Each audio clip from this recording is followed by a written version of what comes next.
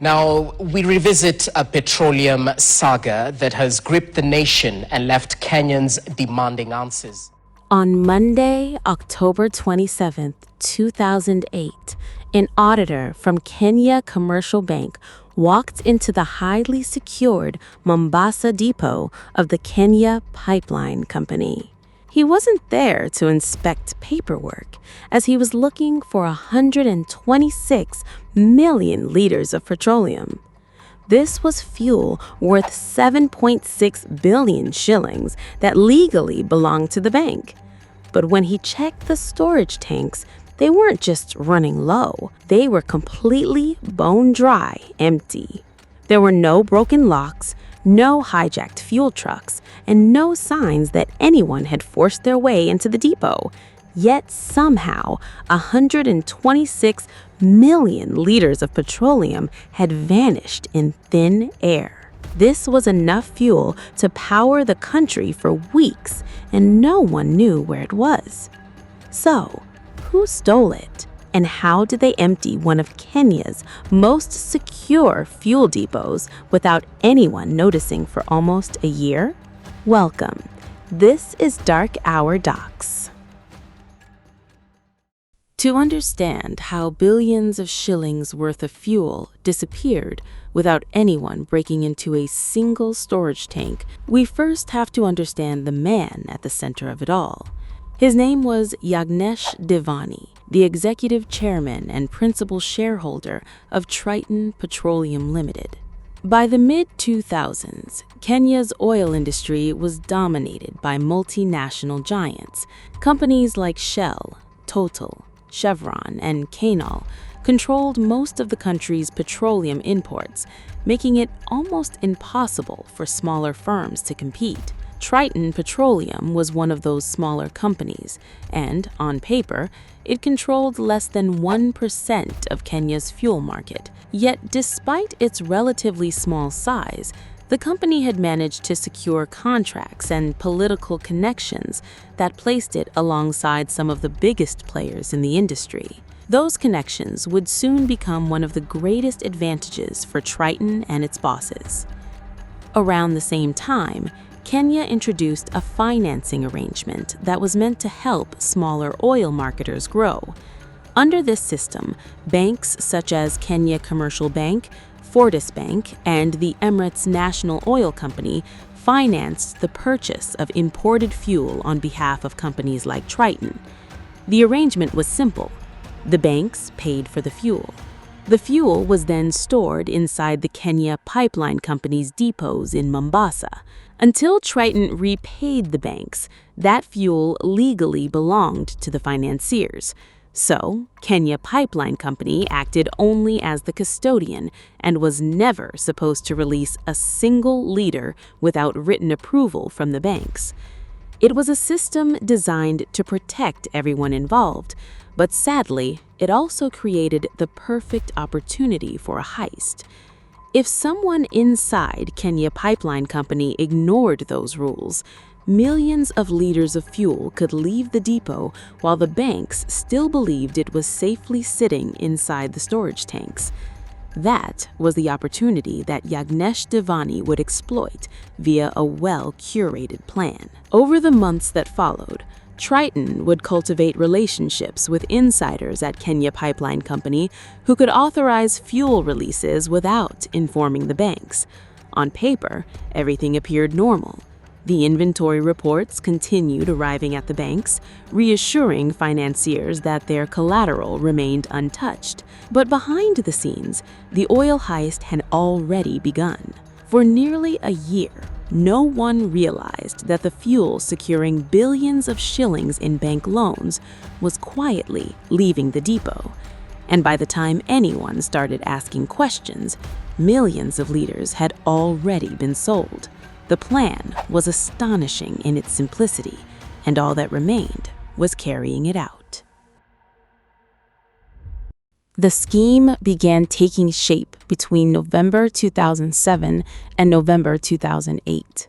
Every time Triton imported petroleum using money advanced by the banks, the fuel was pumped into the Kenya Pipeline Company's storage depots in Mombasa. Legally, those millions of liters remained the property of the banks until Triton settled its loans. But that isn't what happened. Instead of waiting for written approval from the banks, Triton began receiving fuel directly from the depot. The releases were being authorized from inside Kenya Pipeline Company, and truck after truck left the depot carrying fuel illegally. Once outside, Triton sold the petroleum to oil marketers across the country, and the buyers paid Triton, with the banks receiving nothing. To prevent the financiers from discovering the theft, Kenya Pipeline Company's records had to tell a different story. Whenever the banks requested stock reports, they were informed that their fuel was still safely inside the depot. The paperwork they received showed that nothing had changed despite its disappearance. The scheme was made possible by the involvement of several senior officials of the company in the heist. Among them was Kenya Pipeline Managing Director George Okungu. George allowed fuel to be continuously released from the depot, and records were also falsified to conceal it under his watch. The second insider was Patrick Nyoke, a former PS and a man accused for administrative failures since Triton continued to access the fuel while he was there. The final insider was former managing director of KPC, Dr. Shem, a man involved in the earlier arrangements with Triton. He was the one who gave Triton the unusual favorable access within the system that allowed them to carry out the heist. Meanwhile, the operation continued as usual, with this scandal creating a shortage. Kenyans struggled with fuel shortages, where many people thought that the 2007 post-election violence and its disruption to the supply chain was the primary cause. However, with the involvement of top government officials and KPC, millions of liters were quietly leaving the storage tanks in Mombasa illegally, and this was quietly plunging the country into a fuel crisis. By the end of 2008, the scheme was beginning to collapse, evidenced by fuel shortages across the country. At this point, the banks financing Triton's imports were asking a different question. If the fuel was still sitting inside Kenya Pipeline's storage tanks, why wasn't Triton repaying back its loans? So they demanded a physical inspection that led to the discovery of the vanished 126 million liters of fuel. Within days, PricewaterhouseCoopers was called in to conduct a forensic audit, and its findings would confirm to the banks that the collateral had been sold. But the money trail turned the scandal from being just a corporate fraud case into a political crisis. Over the years, Triton's chairman Yagnesh Devani had cultivated relationships with some of Kenya's most influential political figures. In 2006, when Triton officially launched its Kenyan operations, the Prime Minister Raila Odinga himself attended the ceremony alongside Devani. That public association would later become impossible to ignore, and when the scandal erupted, Raila was immediately suspected. This is because Triton had managed to acquire deep political access through him and favorable treatment inside government institutions. Raila's link to Devani was due to their public relationship, with the scandal involving members of his family who had allegedly benefited from Triton's dealings. However, none were ever arrested or proven in court. The pressure was perhaps greatest on then Energy Minister Kiraitu. As the cabinet secretary responsible for Kenya Pipeline Company, many people wondered how his ministry did not notice the heist. So he immediately ordered investigators into the company, which led to the dismissal of the company's managing director and board's dissolution. He insisted that he was not a suspect and that he was the complainant in the case, the one who was instead robbed. Despite his testimony in court, critics still tied him to the scandal.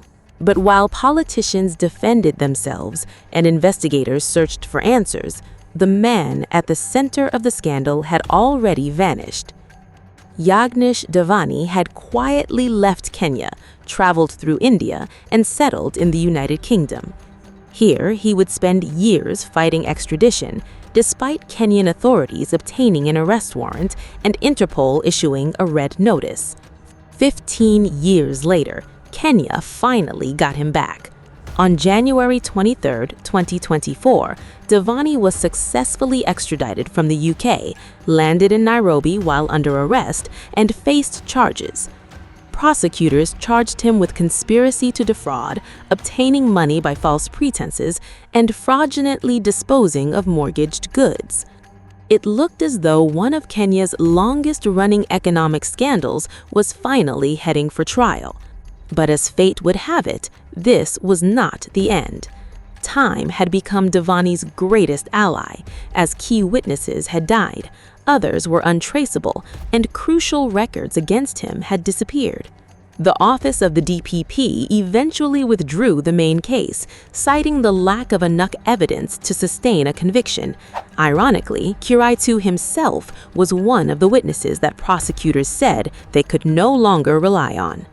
And just like that, 17 years after the fuel disappeared, no one has ever been held fully accountable.